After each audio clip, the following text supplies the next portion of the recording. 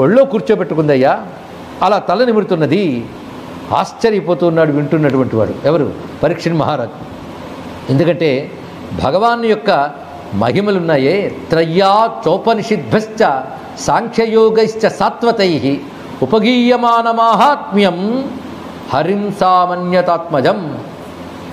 ఒకవైపు వేదములు, ఇంకో ఉపనిషత్తులు, మరొక సాంఖ్యాది యోగశాస్త్రములు, అలాగే భగవద్భక్తుల గాథలు, వీటి చేత గానం చేయబడేవి ఆయన మహిమలు. అంటే వేదాల చేత, ఉపనిషత్తుల చేత, మహర్షుల చేత గానం చేయబడే మహిమలు కలవాడిని తన కొడుకును ఒళ్ళో పెట్టుకుందయ్యా అనగానే బొటబొట కన్నీళ్ళు వచ్చాయండి పరీక్షణ్ మహారాజుకి. ఏమి భాగ్యమయ్యా! కన్న తల్లిదండ్రులకేమో ఆ భాగ్యం రానివ్వలేదు.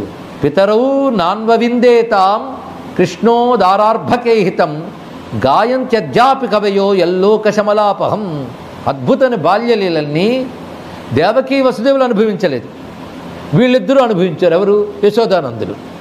వాళ్ళ పుణ్యమేమిటయ్యా! జగదధీశ్వరునకు చన్నిచ్చు తల్లిగా ఏమి నోము నోచని యశోద, పుత్రుడనుచును అతని పోషించు తండ్రిగా నందుడేమి చేసే నందితాత్మ. ఏం చేశారయ్యా ఇంత భాగ్యం పొందడానికి వాళ్ళు అంటే? నిజమేనయ్యా, వీడు సామాన్యులు కారు. గత జన్మలో వసువుల్లో ఒకడైన ద్రోణుడు అతని భార్య పేరు ధర. అయితే కృష్ణ పరమాత్మ భూమి మీదకి అవతరించబోతున్నాడు అన్నప్పుడు బ్రహ్మదేవుడు ఒక్కొక్క దేవతనికి మీరు భూమి మీదకి వెళ్ళాలని చెప్పారు. వీళ్ళిద్దరూ సామాన్యులు కారు, మహాభక్తి కలిగిన వారు నారాయణ్యందు.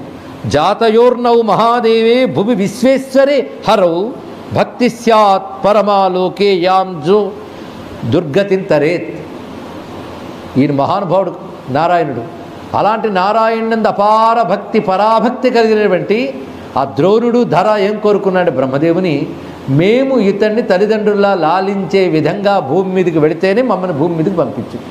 అంటే మీకు అటువంటి యోగ్యత ఉంది కనుక మీరే యశోద నందులుగా, ధర యశోదగా, ద్రోణుడు నందుడుగా పుడతారు భూమి మీద అని బ్రహ్మదేవుడు శాసించాడు.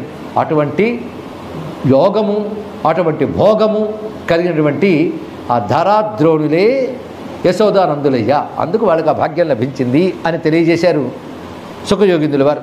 మొత్తానికి ఈ విధంగా కృష్ణ పరమాత్మ తన లీలలతో ఆనందింపజేస్తున్నాడు.